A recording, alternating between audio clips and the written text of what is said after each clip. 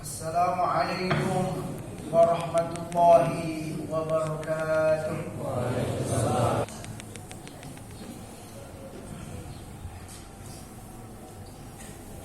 Alhamdulillahi rabbil alamin.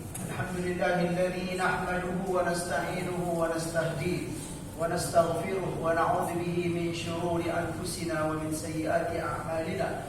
Man yahdihillahu fala mudilla lahu wa man yudlil fala hadiya lahu. وأشهد أن لا إله إلا الله وحده لا شريك له وأشهد أن محمدا عبده ورسوله لا نبي بعد. اللهم صل وسلم وبارك على نبينا محمد وعلى آله وصحبه أجمعين. أما بعد فقال الله تعالى في القرآن الكريم: أعوذ بالله من الشيطان الرجيم. بسم الله الرحمن الرحيم.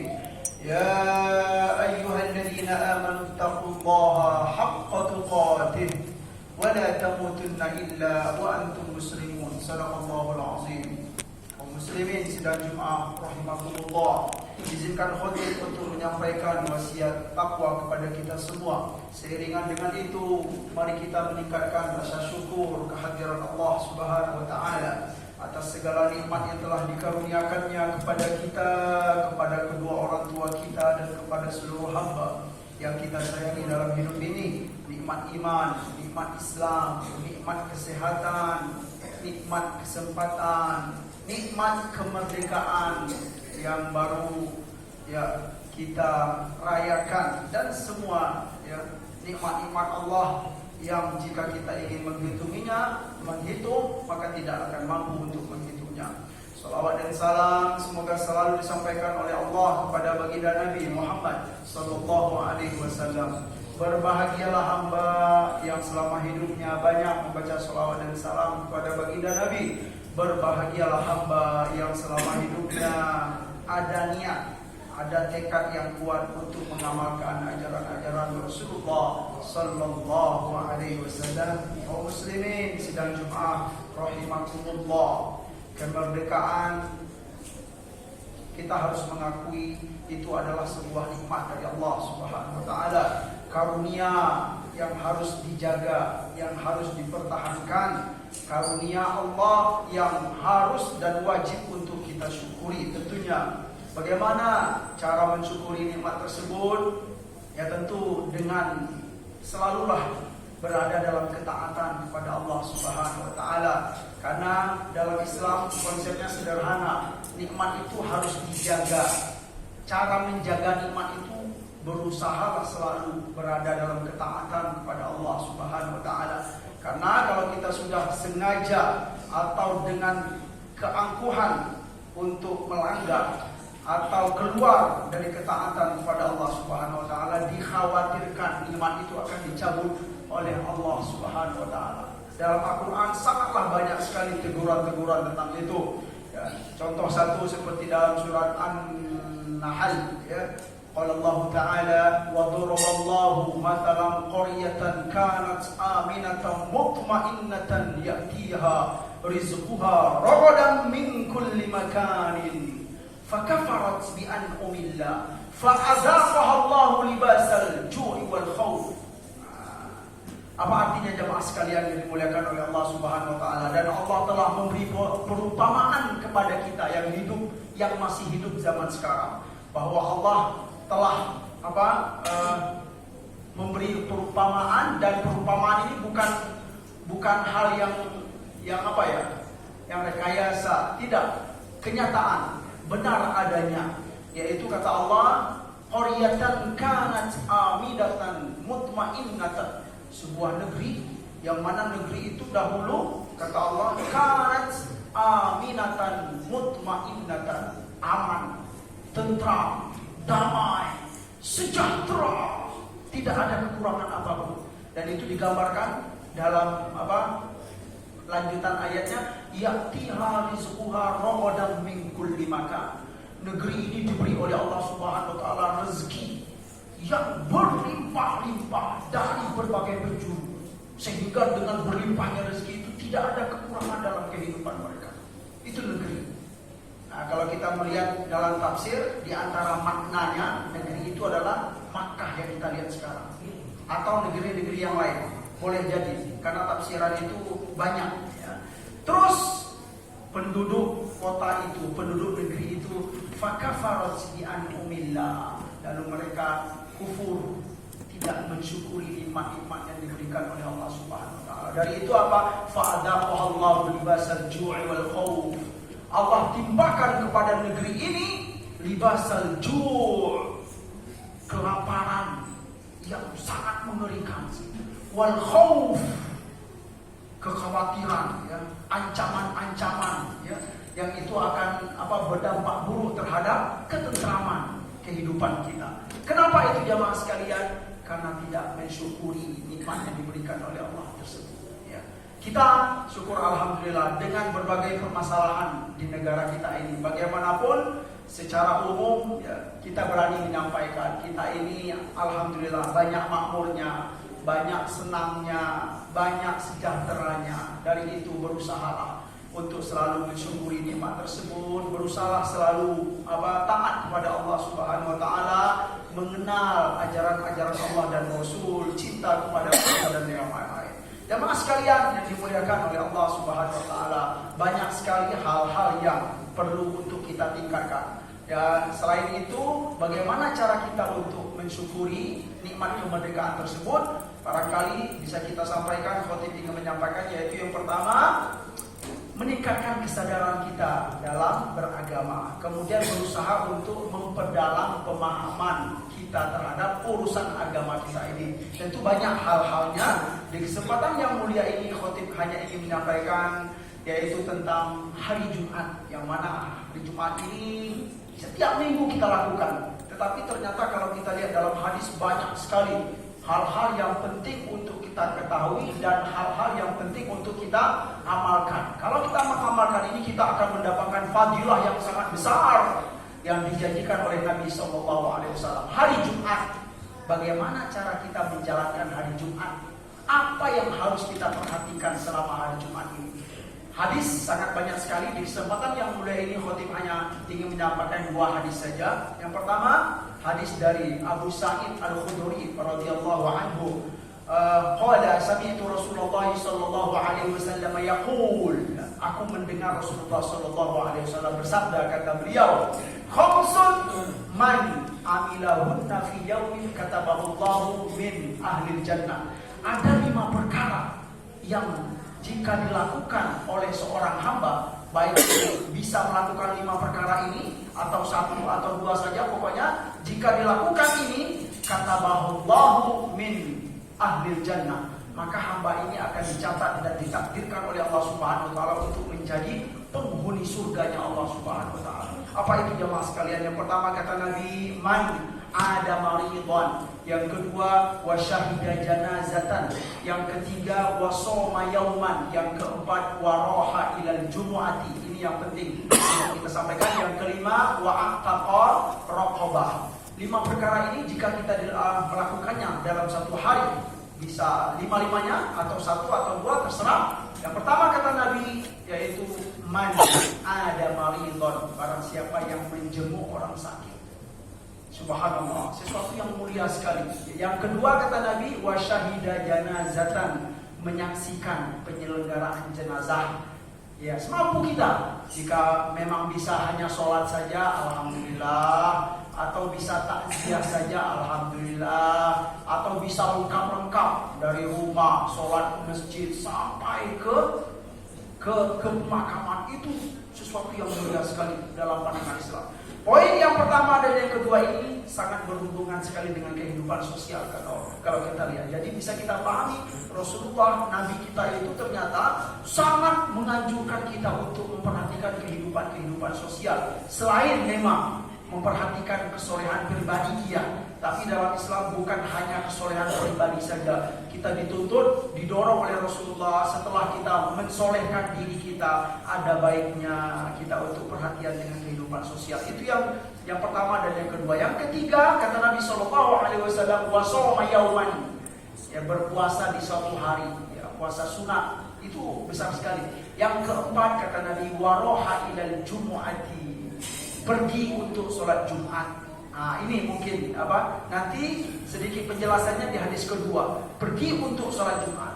Tapi bagaimana pergi untuk sholat Jumat itu agar kita mendapatkan fadilah yang dijanjikan oleh Nabi SAW? Ada cara-caranya. Ini penting jamaah sekalian yang dimuliakan oleh Allah Subhanahu Wa Taala. Yang kelima pesan ini, wa'ataqorokobah, yaitu memerdekakan budak. Para ulama mengiaskan, memahaminya karena zaman sekarang perbudakan tidak ada lagi, maka bisa dipahami yaitu bersedekah dalam suatu hari.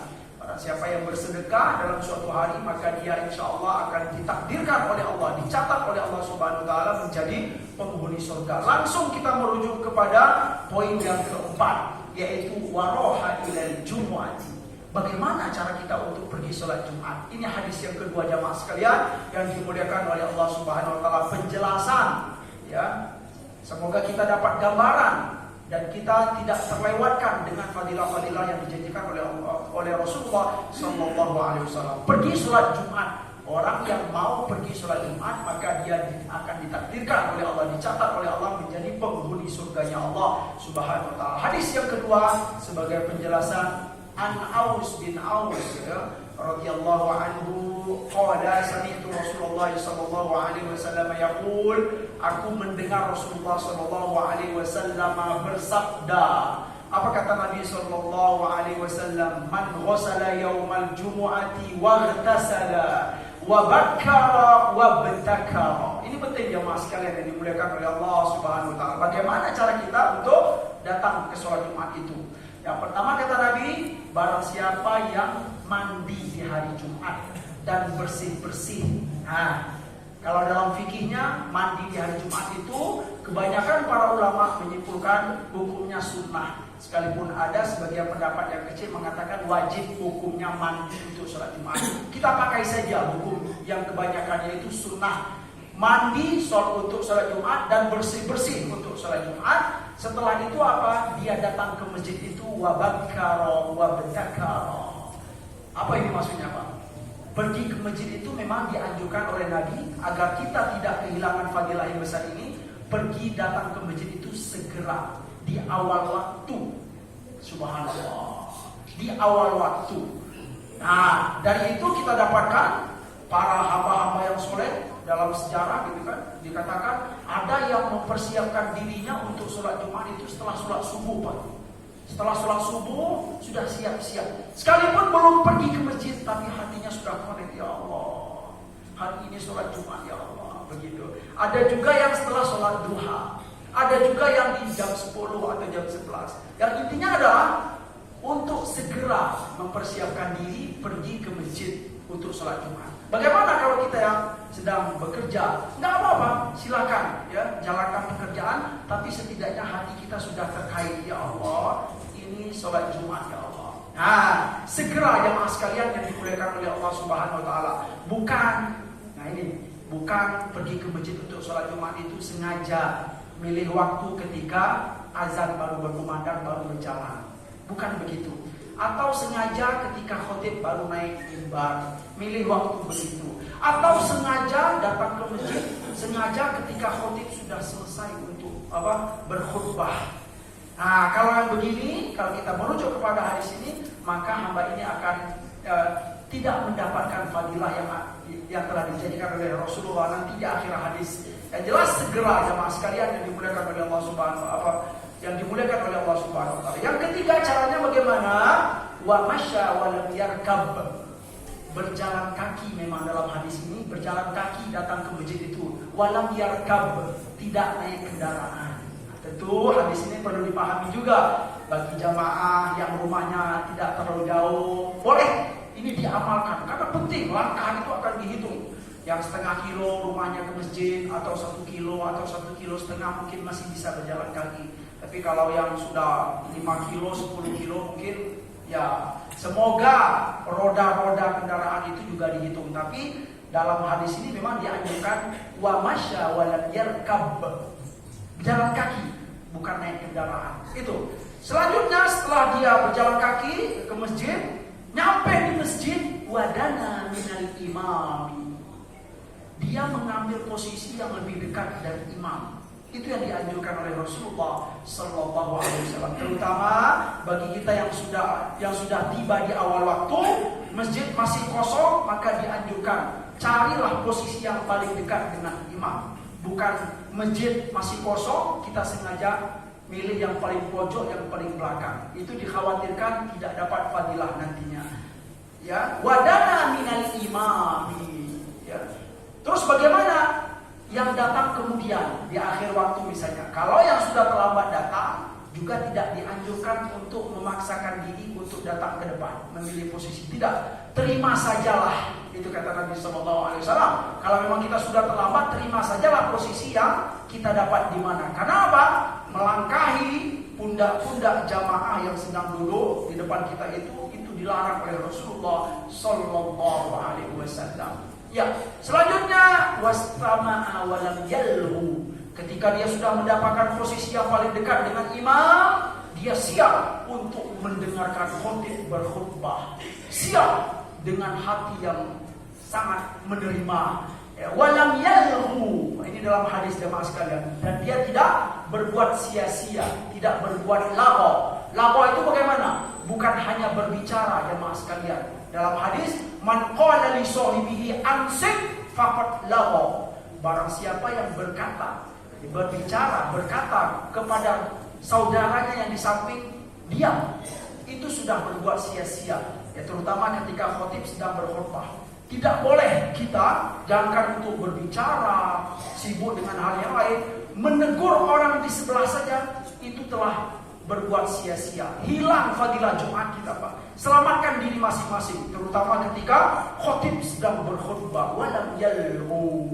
Sangat memperhatikan khotib berkhutbah, karena durasinya sangat singkat sekali. Kalau kita sudah melakukan ini jamaah sekalian yang dimuliakan oleh Allah Subhanahu wa taala, Rasulullah menjanjikan apa fadilahnya?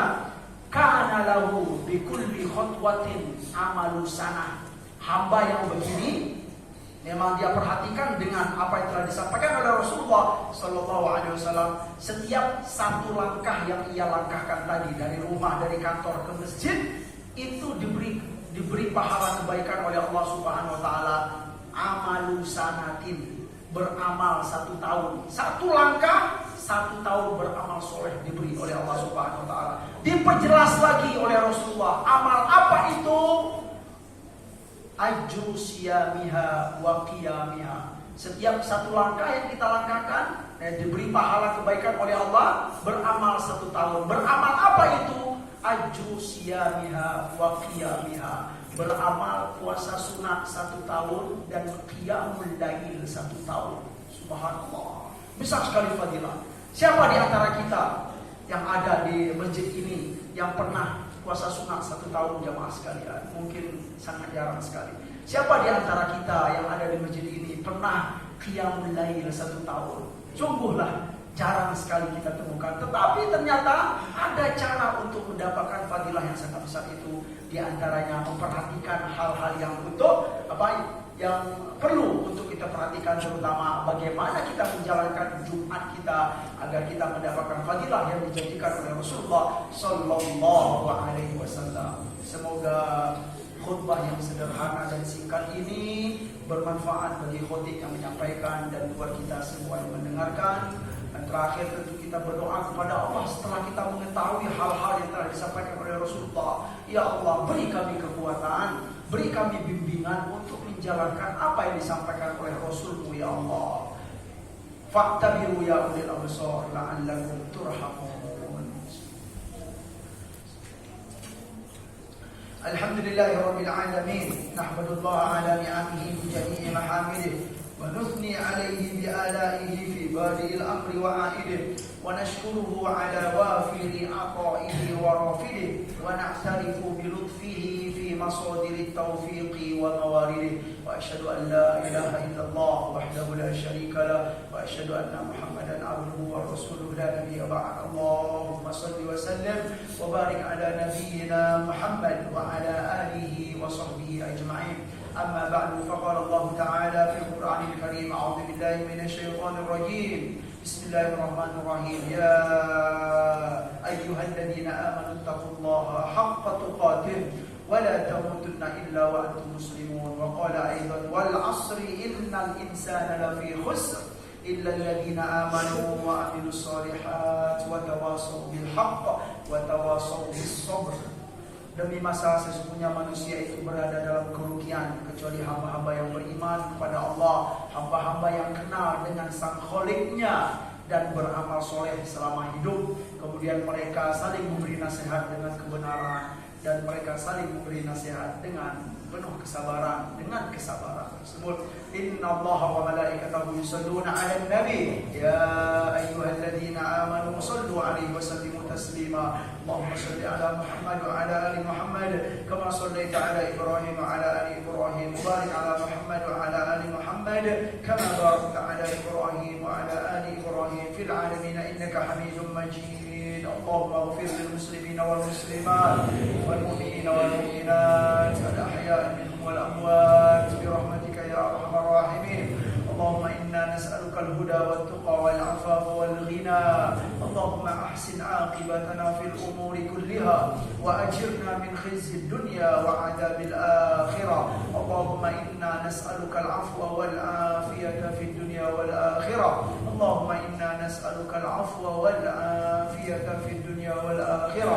لا إله إلا أنت سبحانك إنا كنا من الظالمين. ربنا تقبل منا إنك أنت السميع العليم وتب علينا إنك أنت التواب الرحيم. ربنا آتنا في الدنيا حسنة وفي الآخرة حسنة وقنا عذاب النار. والحمد لله رب العالمين. أقيموا الصلاة.